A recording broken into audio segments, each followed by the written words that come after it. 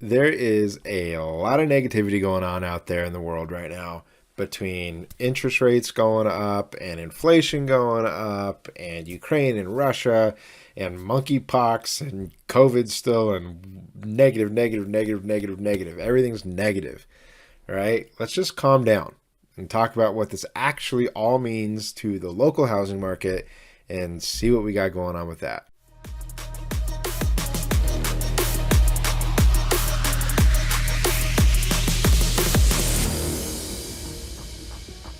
Happy Wednesday, everybody. Brian Simmons here with eXp Realty. It is May 25th, Wednesday, already almost halfway through the year. I can't even believe that. That's crazy.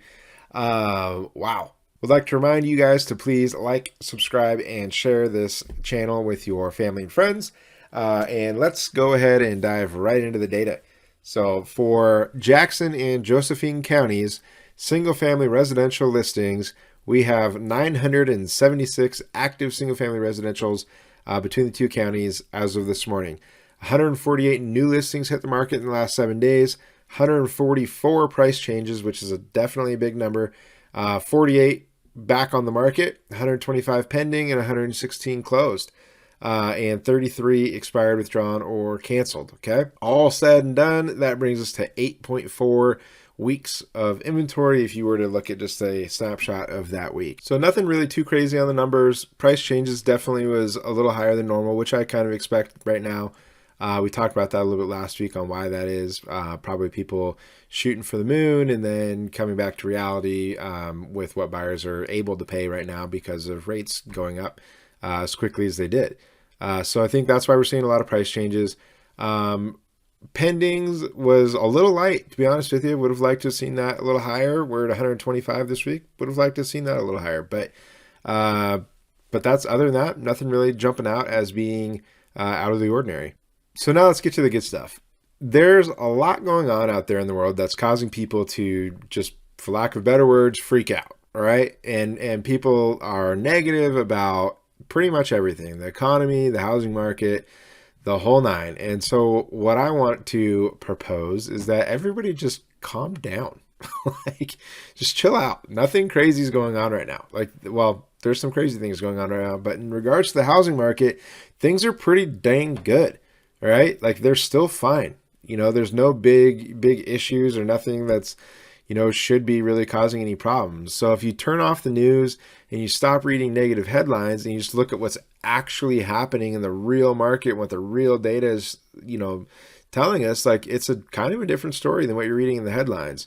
So I wanted to break down a few of the different things that are going on in the world and just talk about how those are affecting the local housing market, and just kind of provide a little bit more perspective on those things. So first, let's talk about the world events, right? So we have Russia, Ukraine, monkey virus, whatever the heck that's called, all sorts of different things going on, right? So that uncertainty that comes from those events has an effect on the housing market, and it's in a couple of ways, right? So first off is when there's uncertainty globally, investors tend to want to put their money into the safest possible investments. So if you were invested in Ukraine and you take the money out of there, the U.S. housing market and U.S. treasuries are basically two of the safest investments ever. Okay, and so when you take investors from around the world and they want to invest in the U.S. housing market, that makes demand go up. Okay, so think about that as a positive for demand, which is caused by those crazy world events. So just because there's, uncertainty and different things going on around the world like that, that doesn't have a negative effect on the housing market. That actually has a positive effect on the housing market. The other one is rates. We're going to talk about rates a little bit here, okay? Because I hear people a lot of the time talking about rate increases, and it's probably one of the most misunderstood things out there. It's very complicated. There's a ton of moving parts, okay? And so when you hear on the news talking about rate increases and stuff like that, what they're talking about is the Fed rate, which is like the overnight rate for loaning money to banks. And so that isn't mortgage rates, right? Like, mortgage rates are somewhat connected to that, but not entirely, and they can actually move in different directions. And so that's something that's important to be aware of, right? So To explain that a little bit further, if you look at mortgage rates are really strongly connected to U.S. Treasuries, right? And we just talked about if there's chaos in the world, people buy more Treasuries, okay, because they're safe. So what ends up happening is as those Treasuries are purchased, the demand goes up for the Treasuries, and so the yield for what they pay out goes down. All right. And so when the yield of that goes down, that is connected to mortgage rates, and mortgage rates can go down too. So actually, chaos in the world can lead to decreased mortgage rates, right? So that's one thing that's just, I know that's complicated and that may be hard to follow, but there's, just take my word for it, there's a lot of moving parts when it comes to rates. And just because you hear a broadcaster on the news say that rates went up, that doesn't necessarily mean that mortgage rates are going up, okay? And another thing about mortgage rates, I think is a good example, is if you look at COVID. COVID was a chaotic period in the whole world. And look at what happened with mortgage rates. They went down, right? We had the lowest rates we've ever seen during the COVID pandemic. And that's a good example of kind of how that works, how those levers are pulled. So, but all in all, I mean, mortgage rates are fine, right? Like they're not crazy high. 5.5% is not crazy high. Okay. That was when I bought my first home. It was like, oh my gosh, I can't believe you got 5.5%. That's the best rate ever. Everybody was jumping for joy, so excited, like what a killer rate. Now, just because we came off of the threes, everybody's like, oh my gosh, it's 5.5. Like, yeah, I mean, it's higher than 3, but from what I'm reading, 2024, we're probably going to be back in the 4s, maybe even back into the 3s. And so if you find a house that you love, buy it. Okay, would be my advice. Buy the house and then be ready to refinance in a couple of years. Okay, we could run those numbers. I can help you run the numbers, but if you want to do the math yourself, check out the math on if you were to buy a house at 5.5% now and enjoy the appreciation of the home, 10% a year, call it, which is what we've been seeing, or that's even conservative. Let's say 10% a year on appreciation. And if you're paying that mortgage on 5.5%, do that versus if you did nothing. If you just stayed where you're at and then you bought down the road, in a couple of years at 4% interest, but you've had 10% appreciation a year for the last 2 years. It'd be interesting to run those numbers and see which one pans out. I'm going to assume that it's probably buying now. Inflation is another piece that we want to talk about. Okay, we're seeing this all over the headlines. Again, news everywhere's talking about inflation. Here's something to think about with inflation. Okay, if you have, especially in regards to how it affects housing. Okay, but think about this: if the price of lumber is going up, and insulation, and PVC, and paint, and all that's going up, what do you think is going to happen to the price of homes? Okay, probably not going to go down, right? Probably not going to drive down the price of a new home when all the materials are going up, okay? And so actually in history, home prices tend to rise during periods of high inflation. They kind of tend to inflate. Go figure. And that's primarily because buyers or investors tend to search for assets that will generate a yield above the rate of inflation. So we've been seeing inflation in the 7 or 8% range.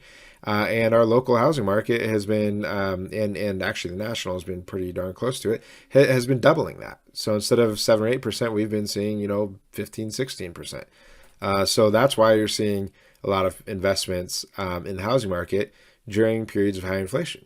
Okay. So again, another, positive for the demand in the housing market is periods of inflation. So let's talk about recession. Okay. So recession and rates and inflation all are connected, right? So the Fed has talked about how they're going to increase rates to combat inflation, and it's probably going to put us into a recession, right? Like, so those are all intermingled and connected. And again, it's complex, but trust me. So because of what they're doing, we're probably going to go into a recession. A recession does not mean a decrease in home values. It doesn't mean the housing market's going to crash. Okay. A lot of people have that stuck in their mind because the last recession was caused by a crash in the housing market, right? Which was caused by the subprime lending and the poor lending practices and all that sort of stuff, which has all been addressed with laws. So that all is not happening anymore. So if you look back all the way to the 80s, there's no other period other than 2008, that crash, There's no other period where there was a recession and home values came down. It just doesn't happen. Okay. It did happen in 08, 09 back then because the housing market caused the recession, right? So just remember that. That's an important one. The last one we're going to talk about is supply and demand in general. So housing supply and demand, right? That's another big thing that like people are talking about in supply chains and all this and that. From what I've seen, the estimated shortage of homes in the U.S. is like 4 million, 3 to 4 million.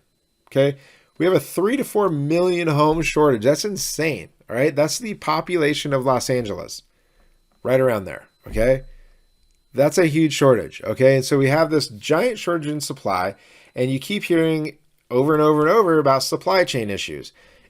I just tried to order windows for a property, and it's going to be 8 weeks. Okay, so do you think that it's going to be like a quick turnaround to fix the supply chain problem? Not likely. All right.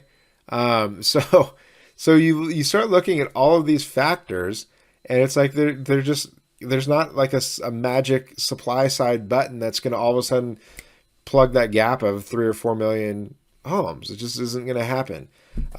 So let's look at all of those things now and just say, okay, we now know how, those different world events affect the local market, the mortgage rates, inflation, the recession, supply and demand. If we look at all those things, none of them are bad for the housing market. None of them are like directly like this is going to screw up the housing market. But we're in such a prime position to be able to take that on due to the shortage that we have, that the likelihood of that affecting the home values is just not there in my mind. And I'm not trying to be all like Pollyanna, rah about this and be in denial. Like, I'm just telling you, these are the way that these various things affect the housing market. And that's just the way that it is. It's economics. It's not an opinion. Well, I guess it's kind of an opinion, but it's it's just the way it is.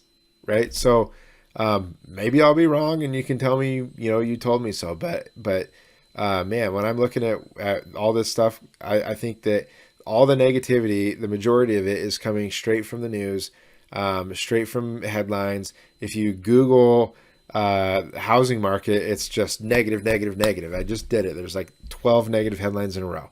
All right. And it's just, I don't know. It's weird that that's the case, but the reality though, is that none of these things should drastically affect the housing market in a negative way, because there's just no reason for it to happen. It's just not economically how it works. So, anyways, that's that. Hope that helps. I think we should all just calm down, just chill out. It's all going to be okay.